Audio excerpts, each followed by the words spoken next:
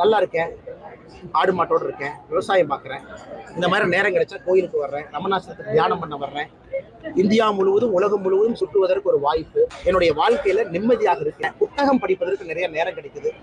குழந்தைகளோடு நேரம் செலவிடுவதற்கு தந்தையாக மகனாக ரொம்ப நாள் கழிச்சு எங்க அப்பா அம்மாவோட உட்கார்ந்து நிம்மதியா சாப்பிட முடியும். ஆனால் இது எனக்கு சிறப்பா தோணுதுங்கன்னா இதிலேயே பயணிக்க வேண்டும் என்று விரும்புகின்றேன்.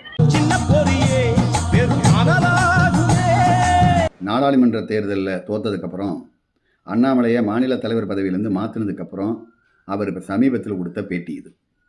இந்த பேட்டியை கவனித்தாலே உங்களுக்கு தெரியும், இந்த சமூகத்தின் மேலே அக்கறையோட மக்கள் பணியாற்றக்காக இவர் அரசியலுக்கு வரல அப்படிங்கிறது.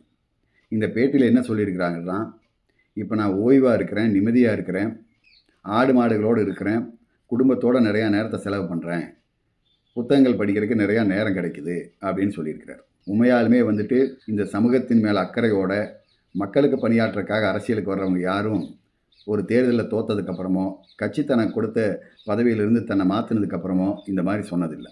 இவர் திடீர்னு பாரதிய ஜனதாவுக்கு வந்தார், ரொம்ப சீக்கிரமே தலைவர் பதவி கிடச்சி மீடியாவினுடைய வெளிச்சம் தான் மேலே படணுங்கிறக்காக திமுகவினுடைய ஊழல் பட்டியலெல்லாம் எங்கிட்ட இருக்குது, திமுக அமைச்சர்கள்லாம் லஞ்சம் வாங்கி எத்தனை சொத்து சம்பாதிச்சிக்கிறாங்கிற பட்டியல் நான் வெளியிட போகிறேன் அப்படின்னு சொன்னார்.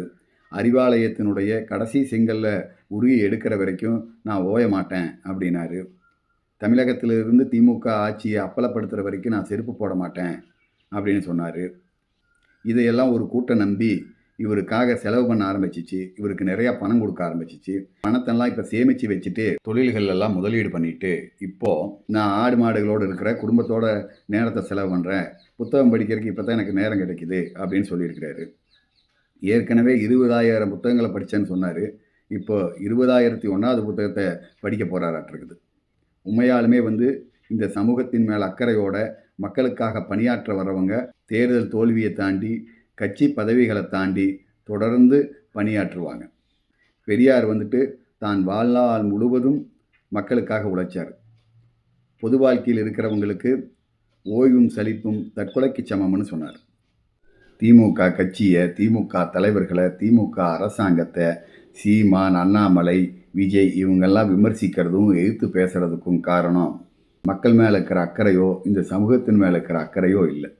திமுகவை எதிர்த்து பேசினா, திமுக அரசாங்கத்தை விமர்சித்தா, திமுக தலைவர்களை பற்றின அவதூறுகளை பரப்புனா பணம் கிடைக்கி அப்படிங்கிறக்காகத்தான் அவங்க தொடர்ந்து திமுக அரசாங்கத்தின் மீதும் திமுக தலைவர்கள் மீதும் விமர்சனத்தை வைக்கிறாங்க, அவதூறுகளை பரப்புகிறாங்க. ஏமாத்துறதுக்கு நிறையா பேர் வருவாங்க, ரொம்ப ஜாக்கிரதையாக இருக்கணும்.